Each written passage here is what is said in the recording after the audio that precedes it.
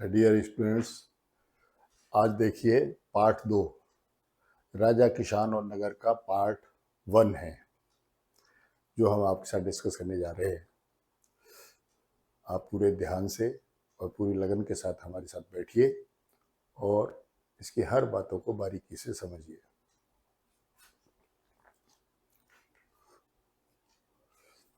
पाठ प्रत्यय है, जैसा कि हमने पिछले सेशन में भी आपको बताया था कि इस पाठ के अंदर आपको क्या क्या पढ़ना है, उसका एक आउटलुक है। प्रारंभिक राज्यों के बारे में पढ़ेंगे जिनमें 16 महाजनपद हैं, प्रत्येक की अपनी राजधानी।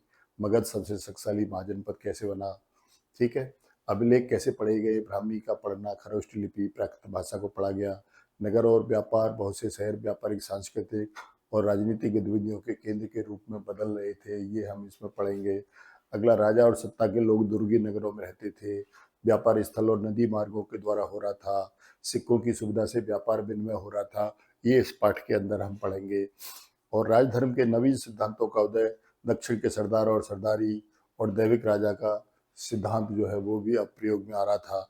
बदलता हुआ देहात, जनता में छवि, उपज बढ़ाने के तरीके, ग्रामीण समाज में विभिन्नताएं और भूमिदान और नए संभ्रांत ग्रामीण ये समाज में बन रहे थे।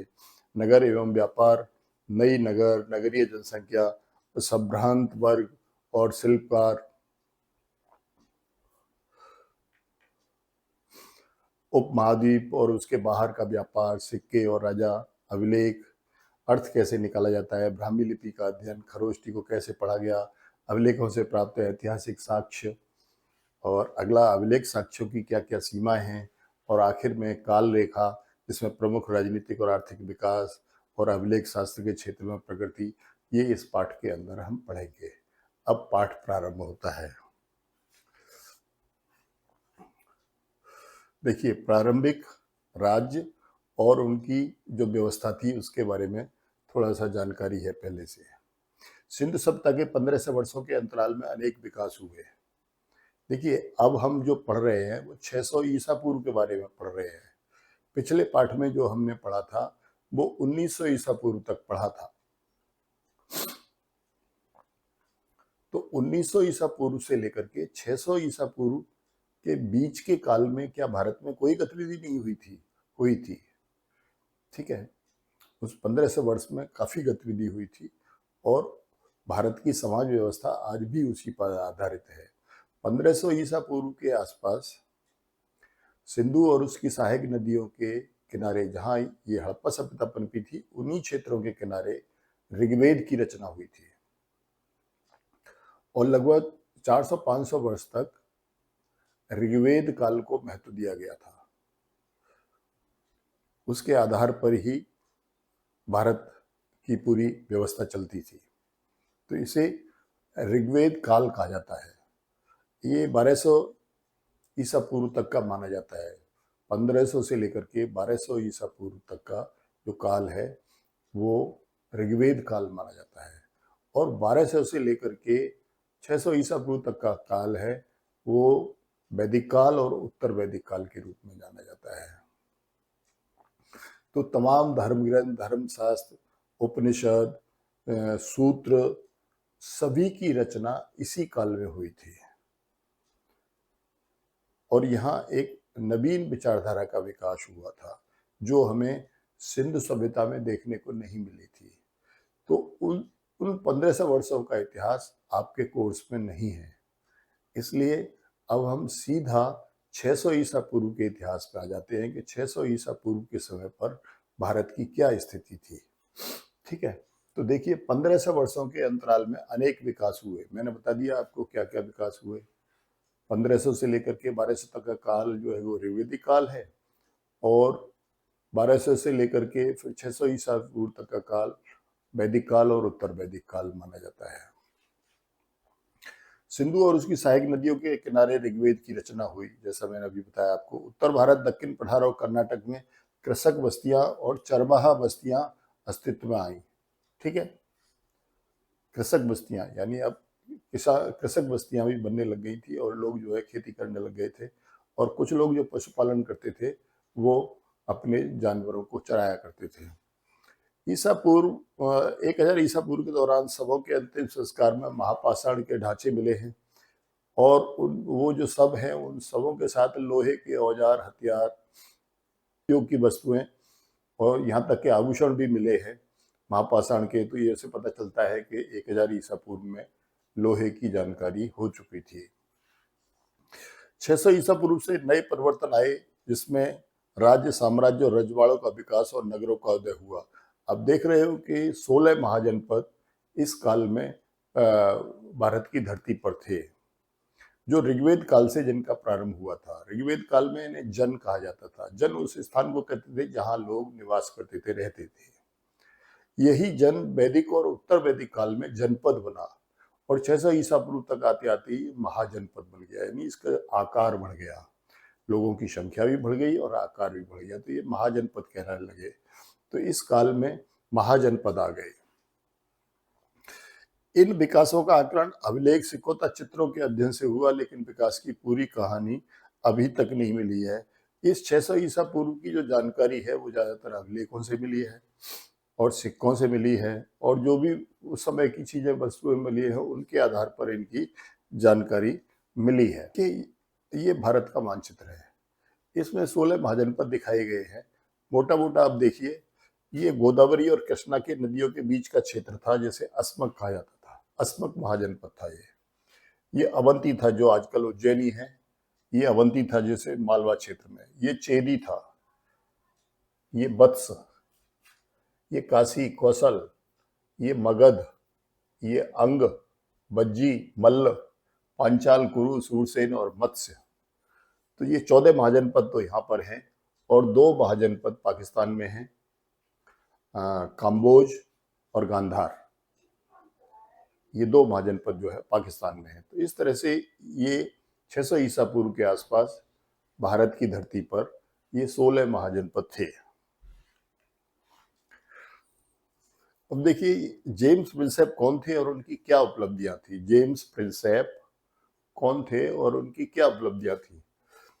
James Prinsep east India company के अधिकारी थे, ठीक है। ईस्ट इंडिया कंपनी जो भारत में व्यापार करने के लिए आई थी, जो ब्रिटिश कंपनी थी, लेकिन भारत की आपसी फूट को देखकर उसने यहाँ अपना राज्य स्थापित कर लिया और उसके अधिकारी उसी ईस्ट इंडिया कंपनी के एक अधिकारी जेम्स प्रिंसेप थे। 1830 के दशक में उन्होंने एक उल्लेखनीय प्रगति करके ब्राह्मी और खरोष्टी लिपियों का अर्थ निकाला। 1830 में, 1830 का जो दशक था उसमें इन्होंने ब्राह्मी और खरोष्टी लिपियों का अर्थ निकाला। ये लिपियां थी जो अभिलेखों पे लिखी हुई थी, ब्राह्मी और खरोष्टी। ज्यादातर उत्तरी भारत में ब्राह्मी थी और पाकिस्तानी क्षेत्र में, जहां आजकल पाकिस्तान है, उस क्षेत्र में खरोष्टी लिपि थी, जिसमें थोड़ा यूनानी पुट था। लेकिन ये दोनों लिपियां थी प्राकृत भाषा की, लेकिन स्थान स्थान की वजह से थोड़ा सा इनमें बदलाव था। तो जो पश्चिमोत्तर सीमा की तरफ से थी उसको खरोष्टी लिपि कहा गया, उसमें थोड़ा यूनानी पुट था, और जो उत्तरी भारत में दक्षिण भारत तक फैली हुई थी वो जो है ब्राह्मी लिपि थी। तो इनका अर्थ निकाला जेम्स प्रिंसेप ने, और अर्थ निकालने से क्या फायदा हुआ, अभिलेख पढ़े गए जिनसे इतिहास का निर्माण हुआ। इन लिपियों का प्रयोग आरंभिक अभिलेख और सिक्कों में किया गया था। इसके बाद भारतीय और यूरोपीय विद्वान ने प्रमुख राजवंशों की वंशावलियों की रचना की, यानी कौन कौन से राजवंश थे जिसने कौन कौन से सिक्के बनवाए, कौन कौन से सिक्के प्रचलन में आए जिनके समय में, ठीक है। ये जानकारी पता चली, अभिलेखों से पता चली कि शासक ने बनवाए हैं, क्यों बनवाए हैं, ये सब पता चला। तो इसके आधार पर राजवंशों की वंशावलियां तैयार की गई।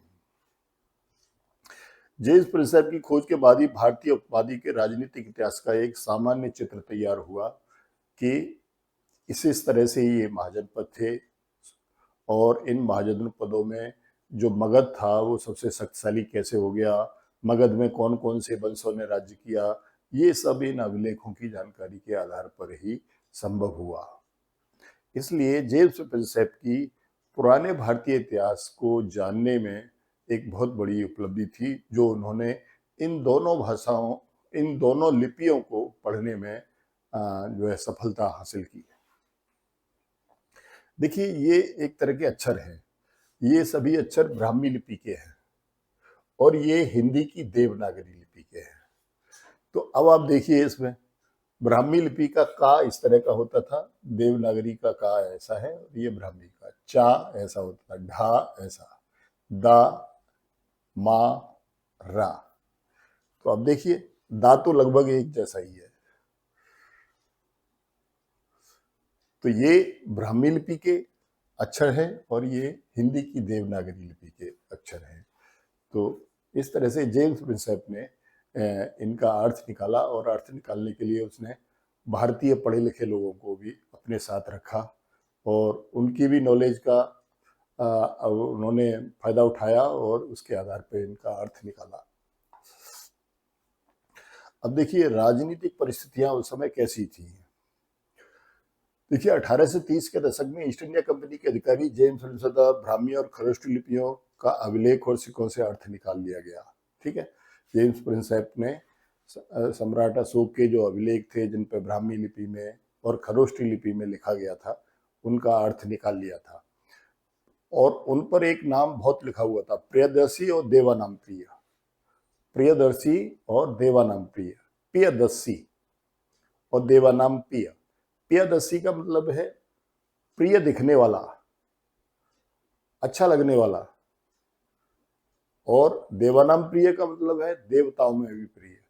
तो सम्राट अशोक के जो अभिलेख है, उसमें कहीं पर भी उन्होंने अशोक नाम नहीं लिखवाया है। उसने दो ही नाम अपने लिखवाए हैं, एक प्रियदर्शी और दूसरा देवानाम प्रिय। तो इसकी जानकारी करने के लिए कि ये प्रियदर्शी कौन राजा है, देवानाम प्रिय कौन राजा है, ये सब पता करने के लिए बौद्ध ग्रंथों की भी जानकारी ली गई, बौद्ध ग्रंथों से भी पढ़ा गया, तब अशोक की महानता के बारे में व्याख्या की गई। प्रमुख राजवंशों की वंशावलियों की रचना के लिए अभिलेख और ग्रंथों का उपयोग हुआ। अब राजवंश, कौन कौन से वंश इस पीरियड में यहाँ किस राज्य में कौन कौन से वंश आए, इस बात की जानकारी भी जो है अभिलेखों से और ग्रंथों से मिली। यह भी जानने की कोशिश की कि राजनीतिक परिवर्तनों और आर्थिक तथा सामाजिक विकास के बीच कोई संबंध था या नहीं। यह भी जानने का प्रयास इतिहासकारों ने किया कि जो राजनीतिक परिवर्तन हो रहे थे, उससे समाज में सामाजिक और आर्थिक विकास में भी कोई बदलाव आ रहा था या नहीं आ रहा था। अब देखिए, 6ठी शताब्दी ईसा पूर्व को महत्वपूर्ण बदलाव वाला काल क्यों कहा जाता है। एक क्रांतिकारी बदलाव इस पीरियड में आया 6ठी शताब्दी ईसा पूर्व में। देखिए वो क्या क्या है। आरंभिक राज्यों और नगरों का उदय हुआ। देखिए, यहाँ पर जैसा कि मैंने आपको बताया, इस काल में 16 महाजनपदों का उद्भव हुआ। प्रत्येक की अपनी अपनी राजधानी थी, प्रत्येक की अपने दुर्ग थे, प्रत्येक का अपना एक विस्तृत साम्राज्य था, प्रत्येक की अपनी राजधानी थी, प्रत्येक के अपने अधिकारी थे, प्रत्येक के कर्मचारी थे, स्थायी रूप से सेना रहती थी। तो ये जो है आरंभिक राज्य और नगरों का उदय हुआ, नगरों की दुर्गीकरण किया गया। तो ऐसा हम सिंधु घाटी सभ्यता में देखते हैं नगरीकरण, और उसके बाद में फिर यहाँ पर देखते हैं। ठीक है, तो इस काल में ये नगरीकरण जो है प्रारंभ हुआ, ये ग्रामीण अवस्था से नगरीकरण प्रारंभ हुआ, तो यह एक बदलाव था। दूसरा, लोहे का बढ़ता हुआ प्रयोग। जैसा कि आपको पता है कि 1000 ईसा पूर्व के समाधानों में लोहे के अवशेष मिले थे। तो इस काल तक आते आते ये जो है 600 ईसा पूर्व तक आते आते जो है लोहे का बड़ी मात्रा में प्रयोग होने लग गया था। ठीक है, लोहे के हथियार बनाने जाने लगे थे, लोहे के औजार बनाए जाने लगे थे, लोहे की कुल्हाड़ी से जंगलों को साफ किया गया, लोहे के फाल से, हल में लोहे का फाल लगा करके उससे खेती की जुताई हुई, उससे उपज बढ़ी। तो लोहे का बहुत बड़े स्तर पर प्रयोग हुआ। सेना के लिए अस्त्र शस्त्र बनाए गए, जिससे सेना जो है युद्ध लड़ने में उससे सरलता मिली। तो लोहे का बढ़ता हुआ प्रयोग हमें इस काल में दिखाई देता है, जो एक परिवर्तन जैसा दिखाई देता है। विनिमय हेतु सिक्कों का विकास। इस काल में सिक्कों का विकास हुआ है। जैसे आपने देखा मौर्यों ने पंचमार्क सिक्के बनवाए थे, और फिर बाद में भी हम देखते हैं बहुत से राजवंशों ने अपने अपने नाम के सिक्के बनवाए। तो सिक्कों का प्रयोग हमें यहाँ नजर आता है, जिससे व्यापार में भी एक बदलाव हुआ। पहले वस्तु विनिमय में वस्तु से वस्तु को बदला जाता था, अब वस्तु विनिमय में सिक्कों से वस्तुओं को खरीदा और बेचा जाता था। तो व्यापार जो है अपेक्षाकृत पहले के ज्यादा सरल हो गया। तो यह एक महत्वपूर्ण बदलाव था। दूसरा, बौद्ध, जैन तथा विभिन्न दार्शनिक विचारधाराओं का विकास हुआ। वैदिक काल की वर्ण व्यवस्था से राहत, ब्राह्मणीय श्रेष्ठता को क्षेत्रीय उपदेशकों द्वारा नवारा जाना। इस काल में बहुत सारे विचारक आए। बौद्ध, गौतम बुद्ध, जिन्होंने बौद्ध धर्म चलाया, जो अहिंसावादी थे, जातिवाद में विश्वास नहीं करते थे, कर्म कांडों में विश्वास नहीं करते थे, ठीक है। जबकि इससे पहले की जो व्यवस्था थी, वैदिक काल और उत्तर वैदिक काल, उसमें कर्म कांडों को वरीयता थी, उसमें बलि प्रथा थी। तो ये, और ब्राह्मणों को उसमें सर्वश्रेष्ठ माना जाता था। इसमें सर्वश्रेष्ठता के सिद्धांत को नकार दिया गया। तो इस तरह की विचारधारा यहाँ पर दिखाई देती है। उसी तरीके से जैन धर्म में भी यही विचार आते हैं। जबकि जैन धर्म के जो 24वें तीर्थंकर थे वो महावीर स्वामी थे। उससे पहले भी जैन धर्म चल रहा था, लेकिन 24वें जो तीर्थंकर थे वो महावीर स्वामी थे। उन्होंने भी इसी तरीके के विचार दिए। इसके बाद एक आजीवक संप्रदाय था, जो कुछ भी करने धरने में भरोसा नहीं करता था, ठीक है। और उसके बाद नियतवादी और भौतिकवादी विचारधाराएं थी। तो इस तरह की बहुत सारी विचारधाराओं का उद्भव इस काल में हुआ। और न केवल हमारे यहाँ, बल्कि दुनिया के दूसरे देशों में भी अरस्तु, सुकरात, प्लेटो, खुंगत्सी इत्यादि अनेक विचारधाराएं इस काल में पनप रही थी। वैदिक काल की वर्ण व्यवस्था से राहत और ब्राह्मणीय सर्वश्रेष्ठता को क्षेत्रीय उपनिषदों द्वारा नकारा जाना। तो वैदिक काल में जो समाज को 4 वर्गों में बांटा गया था, ब्राह्मण, क्षत्रिय, वैश्य, शूद्र। उसमें ब्राह्मणों को सर्वश्रेष्ठ माना गया, क्षत्रियों को राजसत्ता का अधिकारी और समाज की सुरक्षा करने का जिम्मेदार माना गया, वैश्यों को व्यापार कर्म और कृषि कर्म की जिम्मेदारी दी गई, और एक चौथा वर्ग शूद्र था, जिसे इन तीनों का सहयोग करने की, इनकी सेवा करने की बात कही गई। तो ये जो वर्ण व्यवस्था थी, इसका सख्ती के साथ पालन इस 1500 वर्ष के काल में हुआ था। लेकिन इस काल में उसके विरोध में आवाजें उठने लगी, और उनकी जो ब्राह्मणी व्यवस्था थी, उसको इन उपदेशकों ने, जो जैन धर्म और बौद्ध धर्म के उपदेशक थे, नियतवादी, भौतिकवादी थे, इन्होंने इनको नकार दी इन बातों को, कि इनमें कोई सारगर्भित बात नहीं है। महाजनपद नाम से 16 राज्यों का विकास हुआ, जिनकी किलेबंद राजधानियां, स्थायी सेना, नौकरशाही आदि थी। उन सब में हर प्रकार की सुविधाएं थी। उनकी राजधानियां थी, किलेबंद राजधानियां थी, नौकरशाही थी शासकों के पास, ठीक है। तो ये सब चीजें जो है यहाँ एक मुख्य बदलाव नजर आता है। राजतंत्र के साथ साथ गणतंत्र जैसी व्यवस्था भी दिखाई देती है। और दुनिया के सबसे प्राचीन गणतंत्र 2 थे। 2 महाजनपद ऐसे थे, बज्जी और मल्ल, जिनमें गणतंत्रीय शासन व्यवस्था थी, जो दुनिया की सबसे प्राचीन गणतंत्रीय व्यवस्था मानी जाती है। और लगभग ये व्यवस्था 1000 साल तक इन राज्यों में बनी रही, बज्जी और मल्ल में। तो ये गणतंत्रीय व्यवस्था को भी फॉलो करते थे। इस तरह का भी एक बदलाव यहाँ दिखाई देता है। संस्कृत में ब्राह्मणों द्वारा धर्मशास्त्र नामक ग्रंथों की रचना हुई।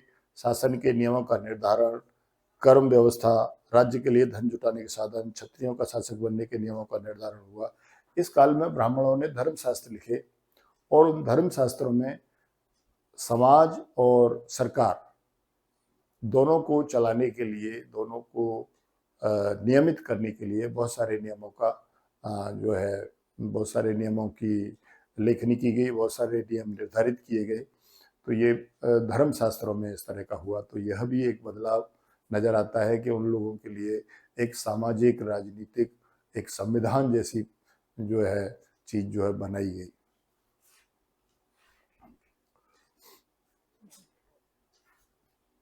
अब बात आती है कि जो 16 महाजनपद थे, उन महाजनपदों में मगध का ही उत्कर्ष क्यों हुआ, अन्य जो 15 महाजनपद थे उनका उत्कर्ष क्यों नहीं हुआ। तो ये प्रश्न बहुत पूछा जाता है कि 16 महाजनपदों में मगध का उत्कर्ष क्यों हुआ। तो आप देखिए, 6ठी से 4थी सदी आते आते मगध सभी महाजनपदों में सबसे शक्तिशाली हो गया। क्यों? देखिए मगध में हम आपको बताते हैं कि अब आप देखिए मौर्य वंश तक आते आते संपूर्ण भारतवर्ष में मौर्यों का साम्राज्य हो गया, सभी महाजनपद गायब हो गए। अब एक ही राज्य था, मौर्य शासन, मौर्य साम्राज्य। तो हर्यक वंश के जो शासक थे बिंबिसार और अजातशत्रु, वो बहुत महत्वाकांक्षी थे। शिशुनाग वंश के शासकों का कोई ज्यादा योगदान नहीं था, उसम नंद था। महापदम नंद जो है उसको तो बताते हैं कि उसके खजाने में एक पदम राशि थी, इतना धन धान्य उसके पास था। मौर्य वंश आता है मगध में, और मौर्य वंश के तीनों सम्राट, जिसमें चंद्रगुप्त मौर्य, बिंदुसार और उसका पुत्र अशोक, ये तीनों ही साम्राज्य का जो है साम्राज्यवादी शासक थे, और पूरे देश में उन्होंने अपना साम्राज्य स्थापित किया। तो ऐसा और दूसरे राजवंशों में नहीं था। तो मगध क्षेत्र में खेती की उपज अच्छी होती थी क्योंकि जलोढ़ मिट्टी थी। आप मगध क्षेत्र को देखेंगे, जहां आजकल पटना है और दक्षिणी बिहार है, वो मगध क्षेत्र था। तो मगध क्षेत्र में ज्यादातर आप देखिए कि उत्तर गंगा नदी निकलती है, और उस गंगा नदी में उत्तर से भी बहुत सारी नदियां आके मिलती है उत्तर दिशा की तरफ से, और दक्षिण दिशा की तरफ से भी बहुत सारी नदियां जाकर के मिलती हैं। अब नदियां अपने साथ जलोढ़ मिट्टी लेकर के आती हैं और वो वहां जमा करती रहती हैं। तो ये जलोढ़ मिट्टी विभिन्न तत्वों से जो है पूर्ण होती है, और ये बड़ी उपजाऊ होती है। तो इस वजह से इस क्षेत्र की जो मृदा थी वो काफी उपजाऊ मृदा थी, और यहाँ पर खेती बहुत अच्छी होती थी। और जैसा कि आपको पता है कि लोहे का आविष्कार हो चुका था, तो जो जंगल थे उन्हें लोहे की कलाड़ी से काटा जाने लगा और मैदानों को साफ किया जाने लगा।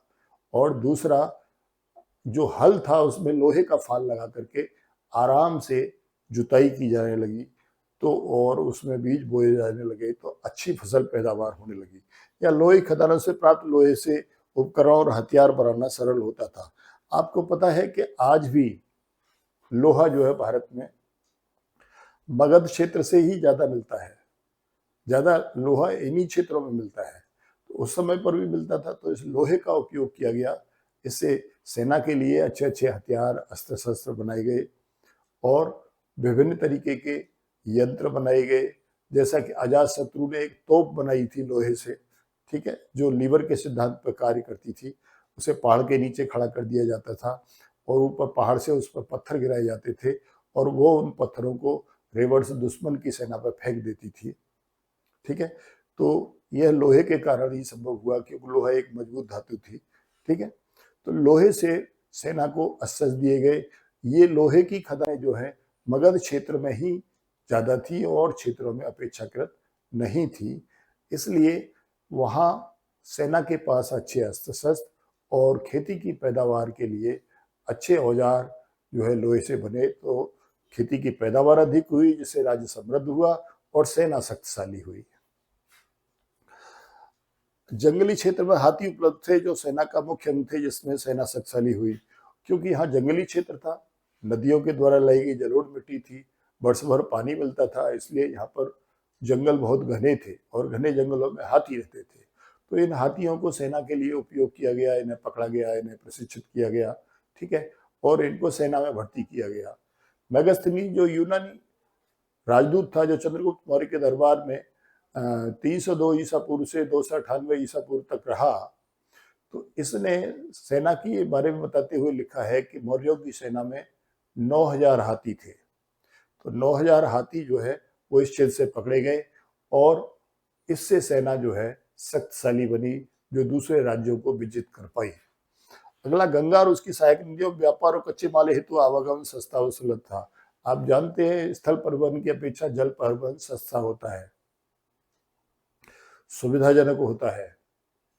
तो नदियां बहुत सारी थी इस क्षेत्र में, इसलिए जल परिवहन के माध्यम से व्यापार संभव हुआ, और व्यापार में कच्चा माल का लाया जाना, तैयार माल को बेचने के लिए ले जाना, ये जो है यहाँ पर जो है एक बहुत ज़्यादा बड़े स्तर पर हुआ, जिससे धन धान्य की पूर्ति हुई और मगध जो है उसका उत्कर्ष हुआ।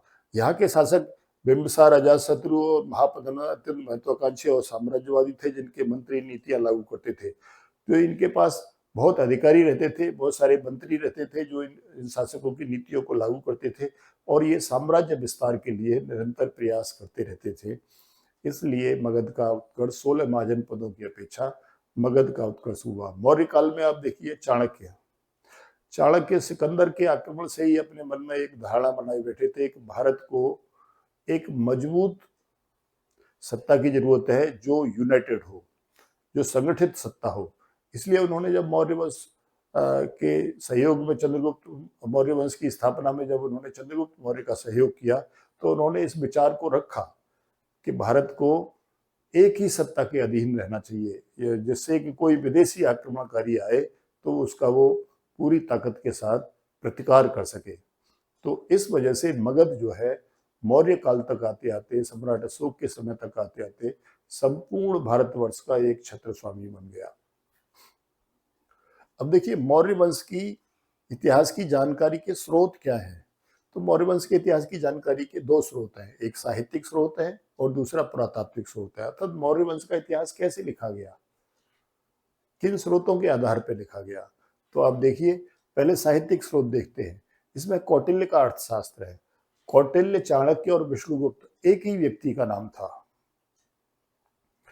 विष्णुगुप्त उनका बचपन का नाम था, उनके पिता का नाम चरक था, इसलिए उन्हें चाणक्य कहा गया, और वो कूटनीति के आचार्य थे तक्षशिला विश्वविद्यालय के, इसलिए वो कौटिल्य कहे जाने लगे। तो इन्होंने एक शासन विधि के ऊपर उन्होंने एक पुस्तक लिखी, उसका नाम अर्थशास्त्र था। ये अर्थशास्त्र अर्थ विज्ञान को बताने वाली पुस्तक नहीं थी, बल्कि शासन विधि को बताने वाली पुस्तक थी अर्थशास्त्र, वो इन्होंने लिखी। तो इसमें जो है मौर्यों का विवरण मिलता है। दूसरा, विशाख दत्त का मुद्रा राक्षस। विशाख दत्त एक संस्कृत के लेखक थे, उन्होंने मुद्रा राक्षस नाम का एक नाटक लिखा था, उसमें भी मौर्यों का वर्णन मिलता है। मेगस्थनी, जो मैंने अभी बताया, यूनानी शासक सेल्यूकस का ये राजदूत था, जो चंद्रगुप्त मौर्य के दरबार में 302 ईसा पूर्व से लेकर के 298 ईसा पूर्व तक रहा, और इसने चंद्रगुप्त मौर्य के शासन, तीन चीजों का विशेष रूप से वर्णन किया है इसने। एक, पाटलिपुत्र की नगर व्यवस्था के बारे में बताया, किस तरह से प्रजातांत्रिक व्यवस्था थी, लोकल शासन था, लोकल गवर्नमेंट थी वहां 30 आदमियों की, जो पाटलिपुत्र की नगर व्यवस्था देखती थी। और दूसरा, सेना के बारे में बताया है कि सेना जो है 6 अंगों में बटी हुई थी। ठीक है, मौर्यों की सेना जो 6 अंगों में बटी थी, एक नौसेना थी, एक जल सेना थी, एक जल सेना थी, एक पैदल सेना, एक घुड़सवारों की सेना, एक रथ की सेना, एक हाथियों की सेना, और एक सेना का वो भाग था जो खान पान और आवागमन दोनों चीज़ों की व्यवस्था करता था सेना की। तो इस तरह से सेना 6 भागों में बटी हुई थी। वो समाज के 4 वर्ग के स्थान पर 7 वर्गों का उल्लेख करता है कि समाज जो है 7 वर्णों में बटा हुआ था।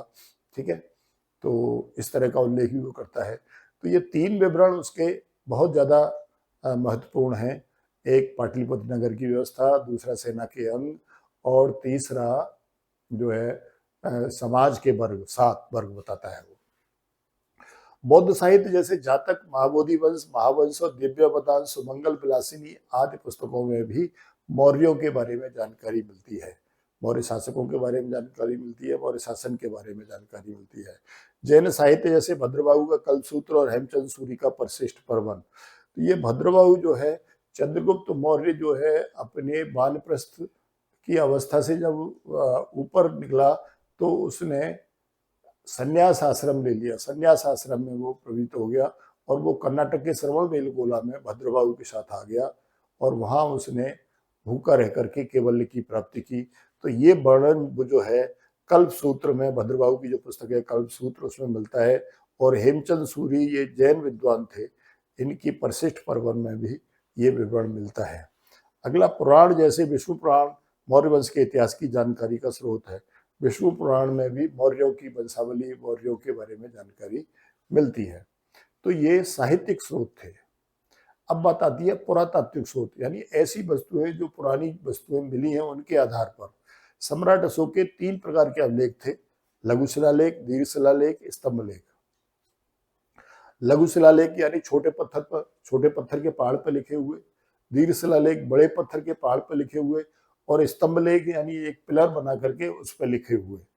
तो ये 3 तरह के अभिलेख थे जिनको पढ़ने से सम्राट अशोक की स्थिति है वो अच्छी तरह से जानी जा सकती है, और सरकार की क्या-क्या नीतियाँ थी ये भी अच्छी तरह से जाना जा सकता है। इसके विपरीत और इसके साथ-साथ उनके पंचवार्क सिक्के भी थे, जिनमें विभिन्न प्रतीक चिन्हों को उसमें दिखाया जाता था, और दूसरी पुरावस्तुएँ हैं जैसे पाटलिपुत्र नगर और राजगृह इत्यादि की खुदाई-वुदाई हुई है, वहाँ पर भी बहुत सारी चीज़ें इस तरह की निकली हैं। तो उन वस्तुओं के आधार पर भी मौर्यों का इतिहास जो है वो जाना जा सकता है। तो इस तरह से हमारा पाठ 2 का पार्ट 1 जो है वो समाप्त होता है। जय हिंद, राष्ट्र प्रथम।